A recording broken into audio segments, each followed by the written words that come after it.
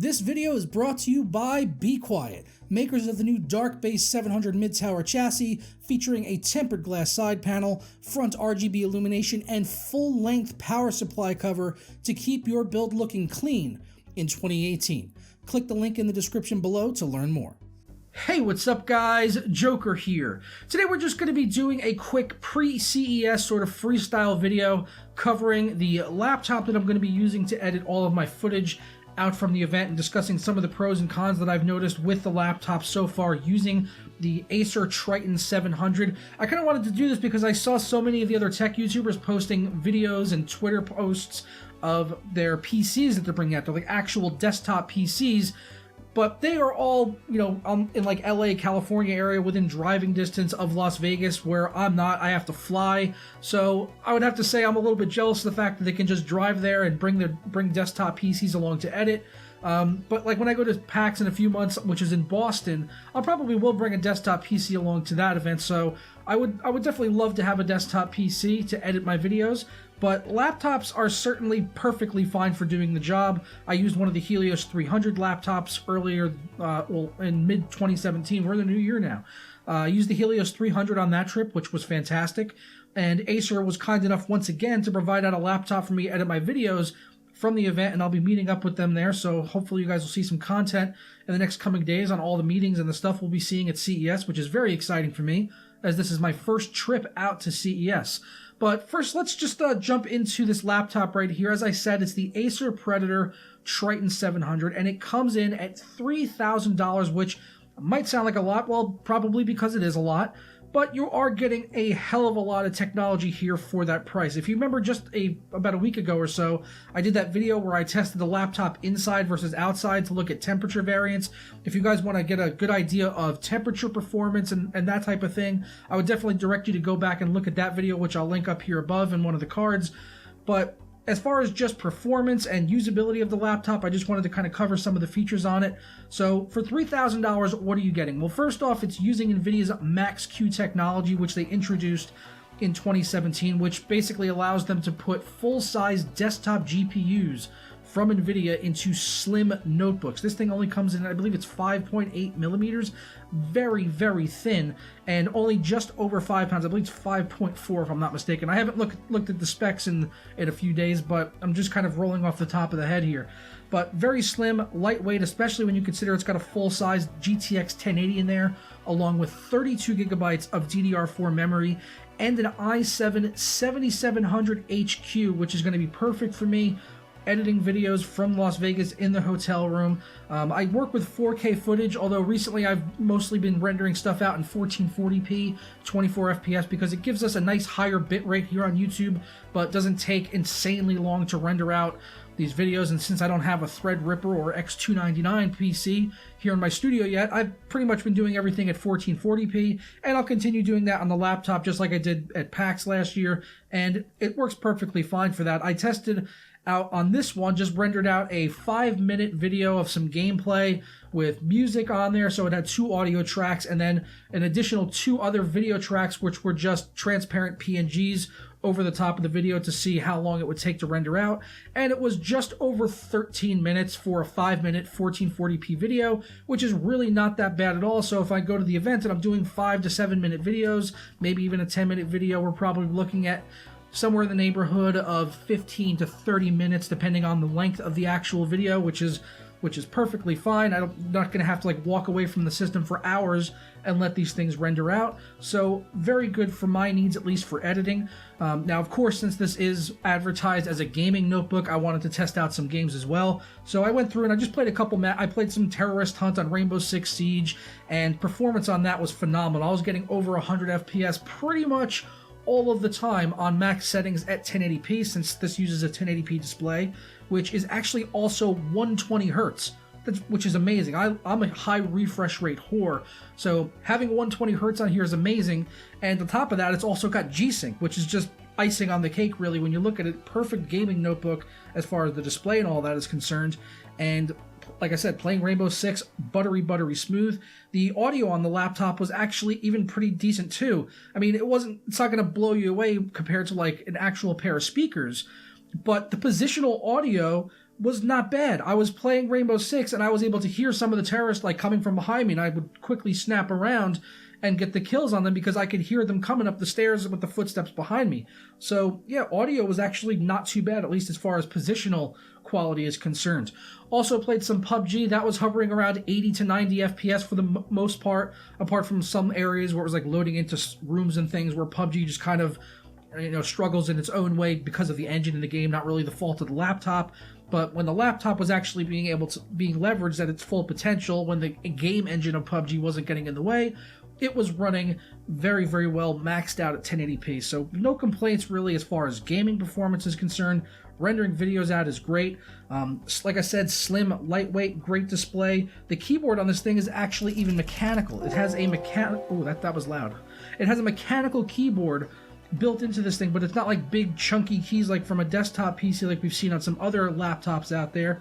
But these are actually still like slim chiclet style keys, but they are mechanical. And I have to say, compared to other laptops that are usually using mushy membrane keys, this is by far better. It's not as good as a desktop keyboard, which is mechanical, but it's a very nice go-between rather than having to use a mushy membrane keyboard. So I really like this direction that Acer has gone here, using the mechanical keys, and I hope that's something they can put into other notebooks and laptops on the market as well that are maybe a little bit more affordable, like under $1,000. I would just like to see this trend continue altogether. Another thing that I really like as far as the design is concerned is that there's no red on this laptop.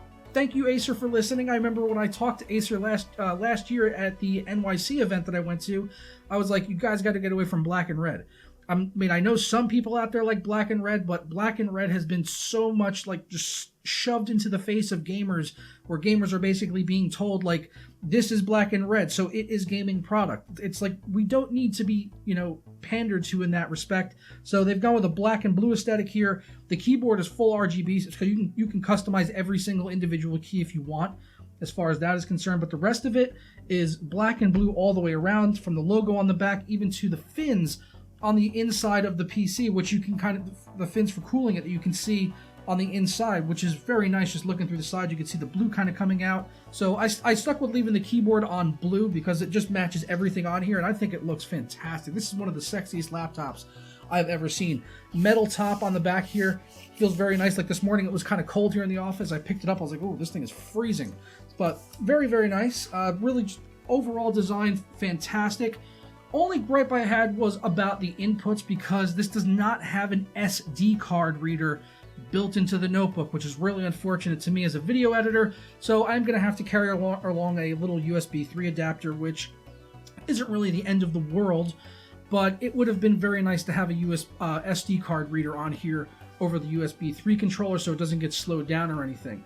But besides that, we've got plenty of connectivity. On the left side of the laptop, you've got your headphone and microphone in. You've also got two USB 3 ports as well as a USB 2 port, which is kind of hidden behind a little piece of plastic. And then all the way at the end, we've got a Kensington lock, which is always nice to have so nobody walks away with your $3,000 notebook from Acer. On the right side, we've got our RJ45 LAN port. We've also got another USB 3 port and a Thunderbolt port. And then finally, we have got a power button on the right side. So it's not on the top of the laptop, it's on the right.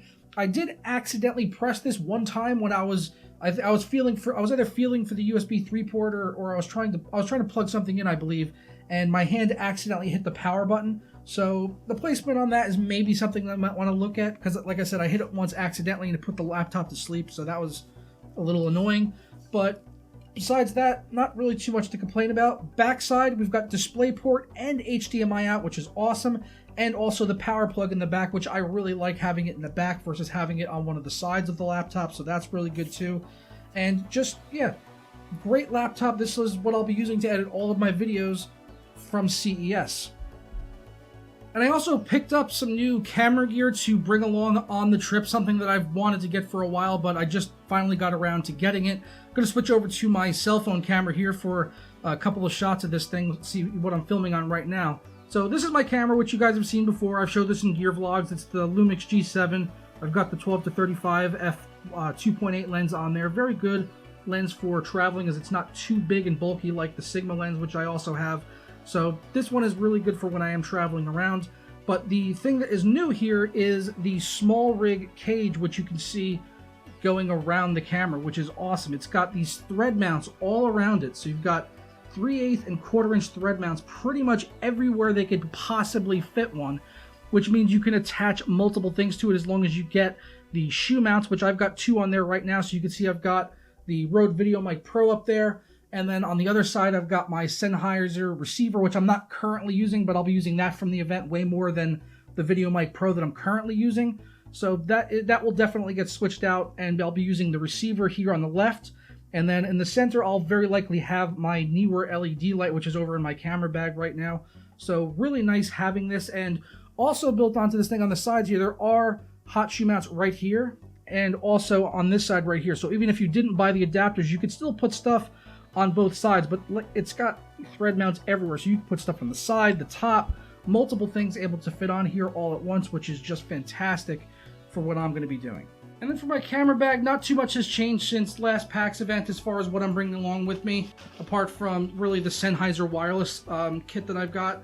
And thankfully I've got this guy right here as well for transmitting my handheld microphone when I'm doing interviews and things, which is awesome. Like, I really love having this thing and being able to just pop it right into the XLR input of my Electro Voice microphone, which is one of the industry standards, really good microphone, and I could just pop this thing right in there and transmit it to the receiver that you saw on top of my camera. So very happy to have this here. That'll definitely be coming along with me on my trip.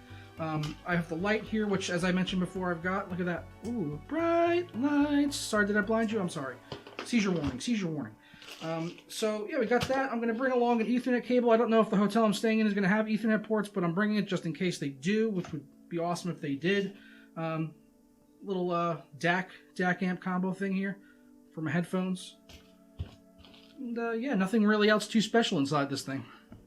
But that is going to wrap it up for the video, everyone. I hope you enjoyed this little pre-CES video. Just a quick one I wanted to throw together before I head out for the trip. I've got my flight tonight out of JFK, so I'm going to be getting into Vegas kind of late, or probably around like midnight or so. So pretty late flight, and CES, the actual event, starts tomorrow, although pretty much all of my meetings for, well, all of my meetings actually for CES are in hotel suites. That's kind of a thing. If you're ever thinking about going to CES in the future and you happen to be a tech YouTuber and you're wanting to go to meet companies, interact with them, you really want to have your appointments lined up ahead of time, because it's different than some others. I mean, really in general, you want to have appointments anyway, but with something like PAX, I feel like it's a little bit more open and approachable. I have gone to PAX and just walked up to companies and booths and like said, hey, here's my card. Do you have someone that I can talk to in your marketing department that's here or something?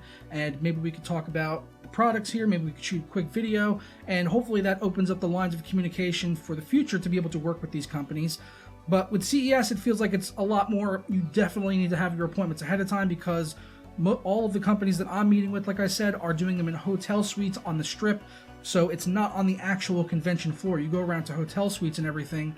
So you got to have those lined up ahead of time. So make sure you have your contacts in order before you get out to CES. If you are, like I said, someone in the media that is wanting to go to CES for your first time, maybe in the future, that's just a quick word of advice from me, to make sure you have that all set up. But all my meetings are really going to be hectic throughout the week. I'm still trying to figure out when I'll actually be able to get on the show floor of CES, because I have so much business to do away from the show floor. But I'm hoping to be able to make at least a few hours of time to get onto the show floor and go around and maybe do a quick vlog of the show floor and everything that I'm seeing there, maybe some 8K TVs. I'm just hoping to have a little bit of fun when it comes to the CES floor itself. So that should be a good time. I'm really looking forward to this trip. I'll be seeing you guys much throughout the week with many videos from CES. So keep an eye out for those in your sub box on the channel. If you enjoyed this video, don't forget to leave a like on it down below. If you want links to any of the stuff I showed you, like the laptop, of course, and the cage for my camera and all of that, I'll leave them down in the description below. If there's anything I missed, let me know in the comments, and I'll add stuff in accordingly so you guys can go through there if you want to get anything that I'm using, specific that I'm using here. I'll leave those down in the description, as many as I can anyway. But yeah, if you're not subscribed, go ahead and hit the subscribe button. If you want to be notified of whenever my videos are going up for CES, hit the notification bell right next to the subscribe button. That way you never miss any of the videos I'm going to be posting from Las Vegas, maybe even a poker vlog. I need to play some poker while I'm there. I love poker, by the way. Poker's my game. I almost said a word that I probably shouldn't say, otherwise demonetized. Thanks, YouTube. All right, but I'm going to get out of here, guys. I will catch you in Vegas, baby. Vegas. Ta-ra.